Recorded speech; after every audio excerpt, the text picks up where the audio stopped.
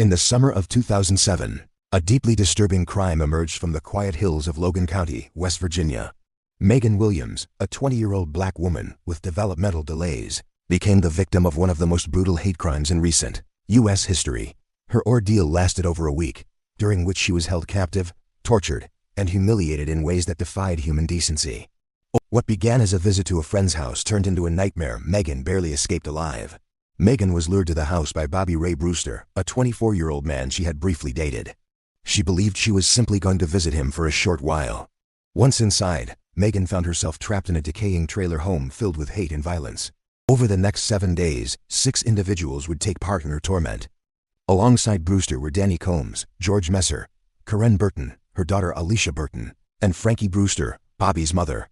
These 6 people, all white, subjected Megan to horrific abuse that shocked the nation when it finally came to light.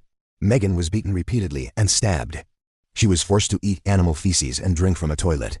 Her hair was pulled out in clumps. She was scalded with hot water and had parts of her body burned. The captors cut her ankle with a knife and poured hot liquid into the wound.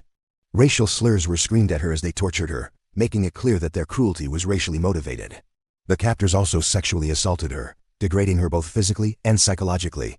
Despite the extreme abuse, Megan survived. After more than a week of captivity, she was finally rescued when an anonymous tip led law enforcement to the Brewster residence. Officers found her in terrible condition, shaken and bloodied, and she was rushed to the hospital. Her injuries were extensive, but she was alive and able to tell her horrifying story. The case ignited public outrage and intense media scrutiny. Each of the 6 perpetrators faced justice. Frankie Brewster, the 49-year-old matriarch, was sentenced to 10 years in prison after pleading guilty to second-degree sexual assault. Her son, Bobby Ray Brewster, was sentenced to 13 years for second-degree sexual assault and malicious wounding. Karen Burton, known for her vicious nature during the attack, received a 10-year sentence after pleading guilty to assault and kidnapping.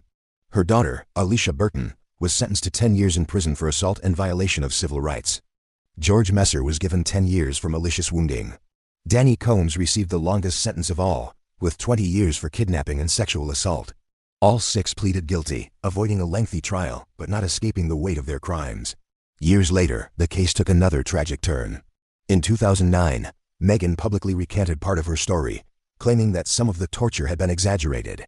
However, authorities stood by their original investigation and medical evidence, and the perpetrators remained in prison. Many close to the case believed Megan's retraction stemmed from mental trauma and pressure rather than false reporting. Her injuries and the facts documented by first responders supported her initial testimony. The Megan Williams case stands as a grim reminder of how hatred can manifest into monstrous acts.